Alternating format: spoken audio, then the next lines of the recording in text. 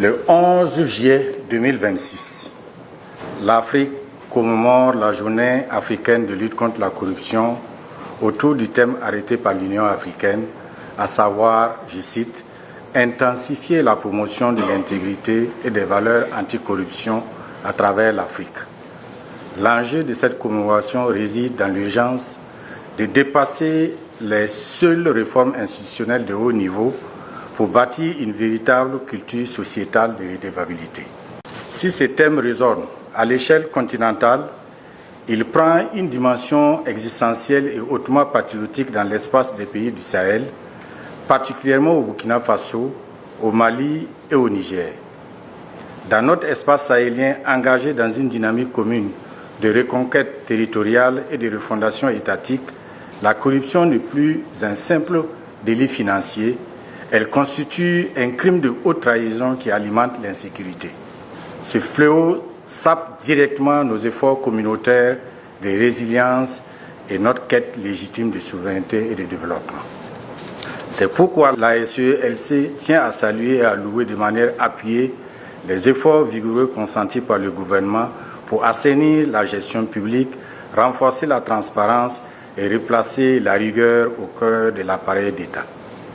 Les réformes courageuses entreprises au Burkina Faso et chez nos voisins du Sahel démontrent une volonté politique manifeste de rompre avec l'impunité et de restaurer la confiance des citoyens envers les institutions étatiques.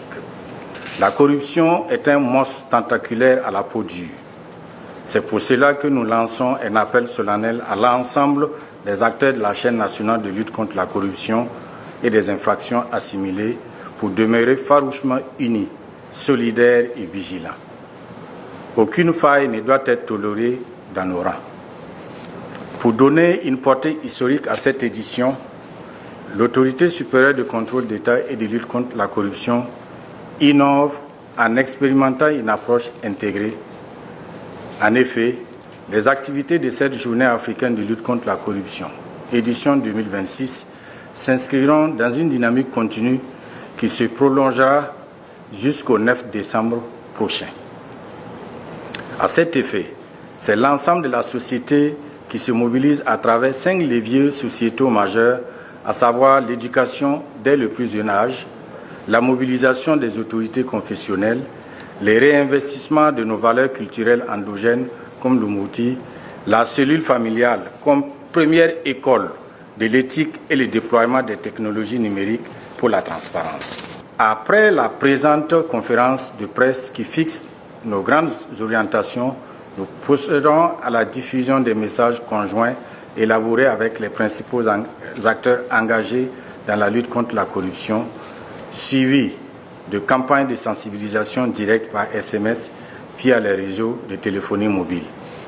Enfin, la cérémonie officielle se tiendra le 9 juillet prochain à l'Institut national de formation des personnels de l'éducation CIS à Lumbila, abritant des panels et des cadres d'échange direct avec les citoyens. Chers camarades de la presse, votre rôle est plus que jamais stratégique dans cette lutte ardente de lutte contre la corruption. Au moment où nos pays font face à des agressions multiformes, les médias burkinabés doivent se dresser comme le premier rempart contre l'asservissement et le sabotage économique. Vous êtes les éveilleurs de conscience et les relais indispensables pour faire de l'intégrité, non pas un idéal abstrait, mais une pratique quotidienne et une arme de défense nationale. C'est pourquoi nous vous invitons solennellement à apporter un soutien ferme, massif et indéfectible aux autorités nationales ainsi qu'à tous les acteurs de la chaîne de contrôle engagés en première ligne contre ce fléau. Votre plume et vos micros doivent porter l'exigence d'une gouvernance vertueuse, car c'est par la transparence et la probité que nous bâtirons un Faso plus résilient,